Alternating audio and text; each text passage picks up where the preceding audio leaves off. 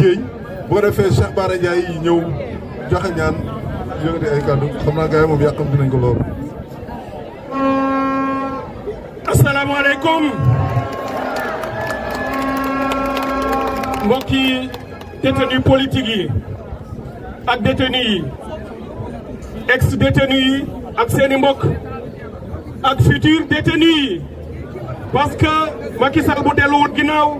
dina amaat ay futur détenu parce que xeex bi ñu war a xeex pour mu dellu ginnaaw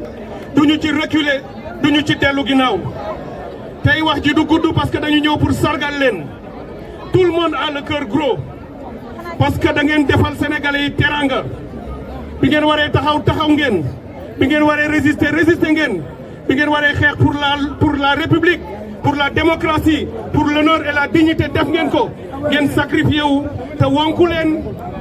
delluwu leen ginnaaw tiitu leen Macky Sall mi leen fa yóbbu foogoon ni il a droit de vie et de mort sur tout le monde tey c'est Macky qui est dans la prison de sa propre conscience. Macky tey moom moo tëju ci palem mënul génn il rase les murs Macky moom mooy def ay invitation di ko yónnee nuitamment di yónnee ay intermédiaires pour ñu waxtaanee ak ñëpp pour ñu jàmmaat jàmm pour mu xam ne mu ciy génnee c'est Macky qui est en prison aujourd'hui ma leen di wax nañu sant yàlla pour vous dire que tey képp ku nekk acteur politique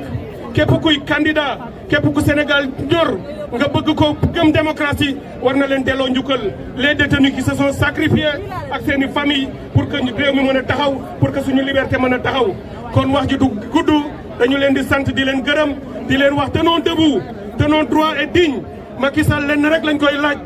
mu fixer la date de l'élection dans les meilleurs délais su ko defee mu libérer président Ousmane Sonko mu sell mi dans les meilleurs délais mu libérer le candidat Bassirou Diomaye Faye dans les meilleurs délais mu libérer tous les détenus politiques mu organiser l'élection et le 2 avril mu quitter pays bi su ko defee ñu am une justice indépendante ñu tegaat lépp ci yoon ñu bunduxa daan nit ñi boom leen rey nit ñi ñu teg leen ci justice parce qu'on va pas passer pour perdre ses profits li nga xam ne def nañ ko ci lu ñaaw ci réew mi ñu ngi leen di sant di leen gërëm merci beaucoup. Les détenus de Ziguinchor depuis 5 jours ñu ngi nekk en grève de la faim Nit Doff ak Fadilou Keita suñuy xalaat ñu ngi ci yéen Laurent Sina ak Ismaïla Diouf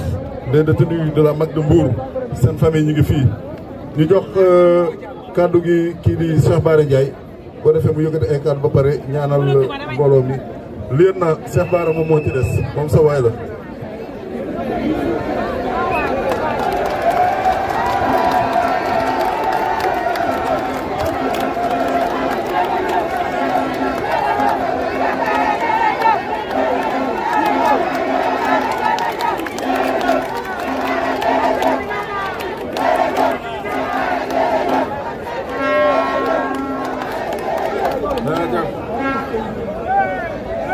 mbokk yi maa ngi leen di nuyu bu baax xam naa comme temps bi jeex na ñoo ngi sargal ñi fi nekk ñëpp di wax tey képp koo xam ne yaa ngi fi rek am na lu sa xel war a dem lu bëri parce que fii ñi fi nekk ñëpp Macky Sall jàpp na leen ñëpp waaw xam naa ne moom xam naa ne date bi ñu koy jàppaloo mu bañ maa ngi doog a xam ne date du nit waaw bu date doon nit ba léegi Macky jàpp na ko bu yàgg waaw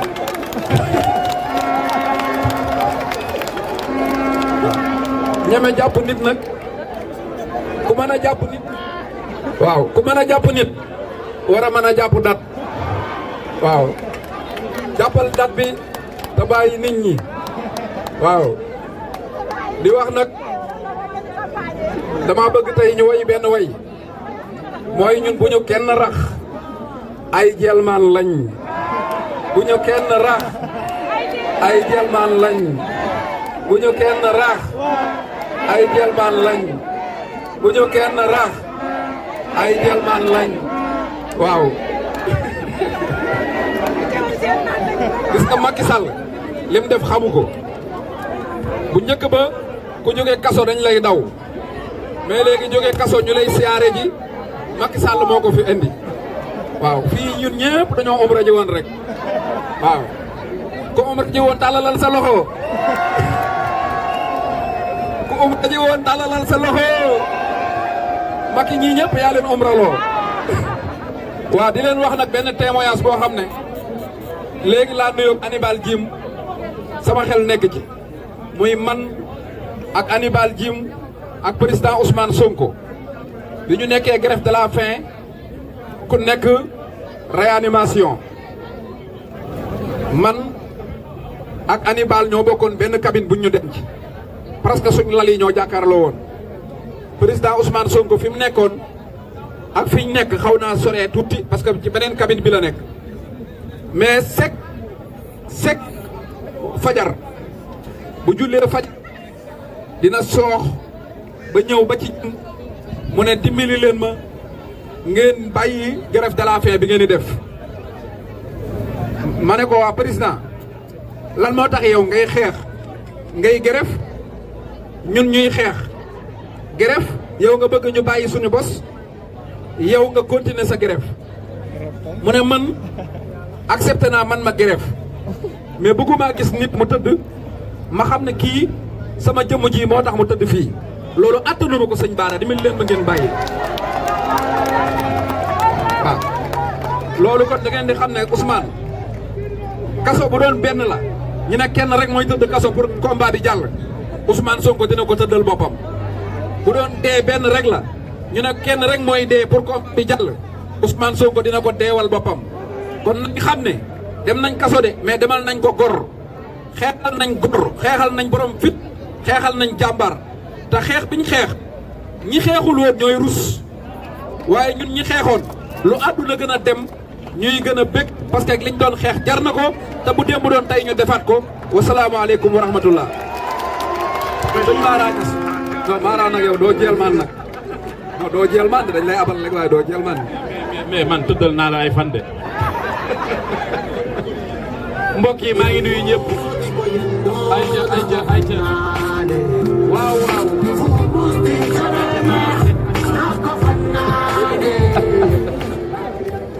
jërëjëf DJ mbokk yi maa ngi leen di nuyu man nag tey damaa rax jeel maan yi moo tax maa ngi xaw a waye di sax non parce que affaire bi kun jàpp rek nga nekk jàmm boo génnee nekk gor waaw da ngay dox xam ne am na lu la manqué mooy lan dañ ma waroon a jàpp barke alxuraanul karim maa ngi jaar ci biir jeel maan yi waaye damay xam ne ñii ay guerrier lañ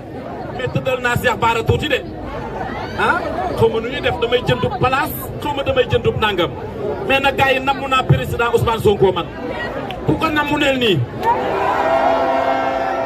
mais sama waa ji ñëpp a ko namm waaye man ginnaaw du ma jël man damay nuyu bu baax a baax kilifa yu baax yi toog ñoom Abbas waaw sama waa ji Birame Souleye moom damay noppi rek Cheikh Bara Ndiaye bég naa